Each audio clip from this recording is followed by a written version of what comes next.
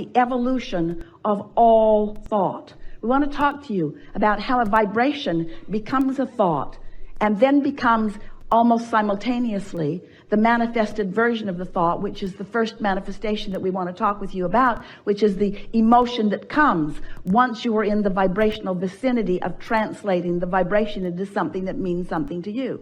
Did you get all of that?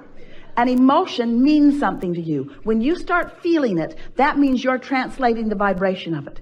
When you feel anything, whether it feels good or whether it feels not good, you are translating vibrations. And so you are already understanding at a vibrational level. You're already understanding the mix of vibrations that you've got going on. The better it feels, the more you are leaning in the direction of who you really are and what you really want and all that you've become. The worse that it feels, the more you are leaning in the other direction. So stay with us just for a moment. So there is a vibration, and let's say that this vibration is about what Source knows in this moment about you. And just for fun in this conversation, let's pretend that you have no clue about that. You're worthy and you don't know it.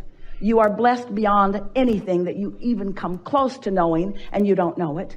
There is so much vibrationally about you that, let's say, you are in this moment unaware of. Maybe you've never been aware of it. Maybe you're just ornery and not aware of it right now, but you're not aware of it. It's a vibration that you are not tuned into. You've got your dial set somewhere else. But now, let's say that you've had a good night's sleep. The boat rocked you to sleep. Rockabye baby, isn't that nice?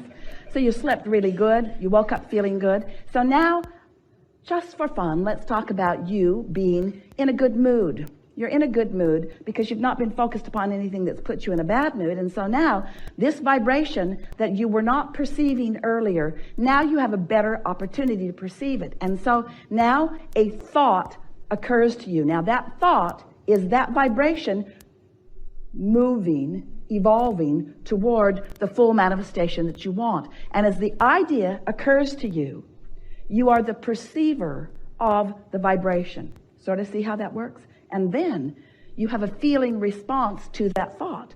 Feels like a good idea, feels like an interesting idea, feels like something that you want. So that is the vibration being perceived by you. So unless you do something to change the momentum of this vibration will become stronger. It will become more, which means it will become more discernible by you, provided you stay on the vibrational wavelength of it. So let's say you've meditated for a while. Let's say you've quieted your mind. Let's say you've quieted your mind so you've stopped thought, which means you've stopped all resistant thought. So you are right up to speed with the vibration of the Source within you. So now, as Source knows something, you know it too, just for a moment. You catch that glimpse of it. And unless you say, where'd that come from? That was weird, and talk yourself out of it, you are a perceiver of what Source knows about things that matter to you.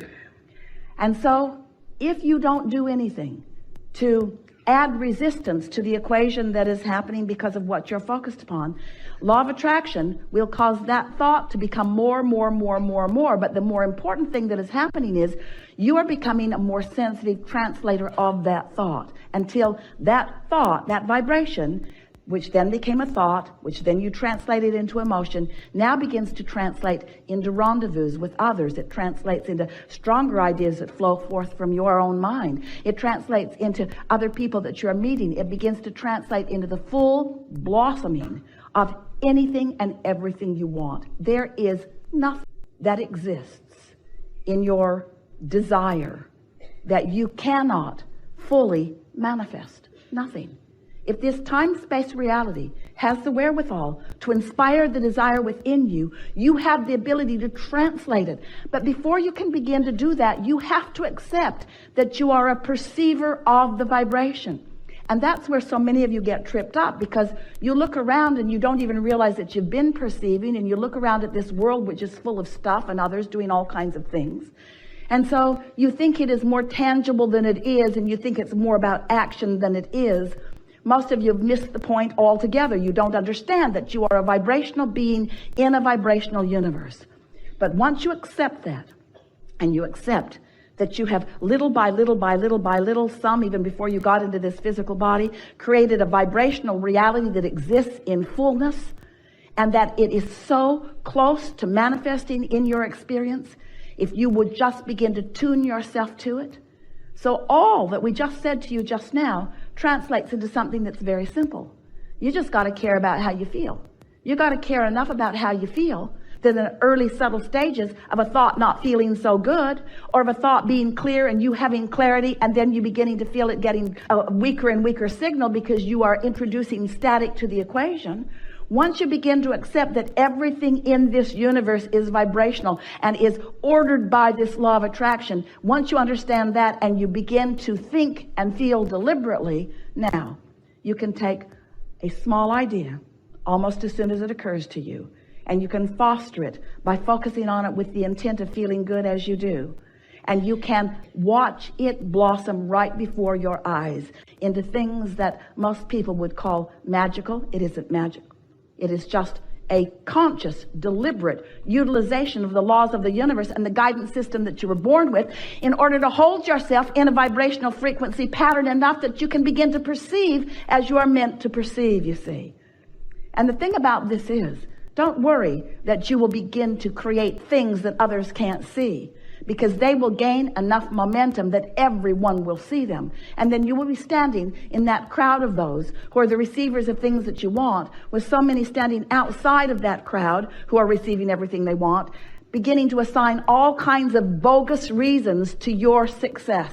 They'll say that you were lucky. No, you weren't. You were focused. They will say that you must have been born under the right star. Well, everyone was. They'll say that you must have been good in a past life.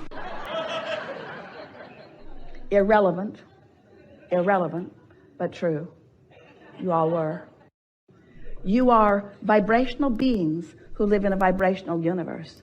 And we think that it's time for you to accept your vibrational nature and learn to use the tool, the emotional guidance tool that you were born with, that lets you tune yourself deliberately to the frequency that allows you to perceive the life that you want to live. It's so fun to live on purpose. And while so many people are doing all right, living by default, because there's enough good stuff around to observe, to hope for, and to dream for, most of all, what we desire for you is the freedom that comes only when you gain control of your own vibration. That's the freedom that you want. The freedom to feel as good as you mean to feel, no matter what's going on anywhere around you, you see. So, almost everyone is offering their vibration in response to what they are observing. Almost everyone is living a rather conditional love experience. And we want to say to you that in most cases, you are looking for love in all the wrong places, because where it is in the harmonics between you and you. The relationship that you must foster, the relationship that you were born knowing about, is the relationship between the source and you here in your physical body, between that inner being part of you. Some refer it to you as your soul. We call it your inner being, but it is that source energy. It's that expanded version of you that has been expanding even today with different things that you've been thinking about and experiencing. So, as you are seeking relationship with that relationship first, if the relationship between you and who you really are is primary to you, if feeling good matters most to you, then everything else will fall into place. Most humans who you know and most humans who you are living a rather conditional response to life. So if you look at something that feels good, you feel good. If you look at something that you want or like, it feels good. But if you look at something that you don't want or like, it doesn't feel good. You're responding to the condition. And that's the way it should be. We don't ever want you to find yourself deliberately trying to look at something unwanted and make yourself feel good. We said to Esther the other day, as she was trying to make herself feel good about something that she just did not feel good about, Esther, do you want to do a focus wheel on eating something that you don't want to eat? Do you think if you do enough focus wheels that you will suddenly begin to want to devour this thing that you really don't find pleasing?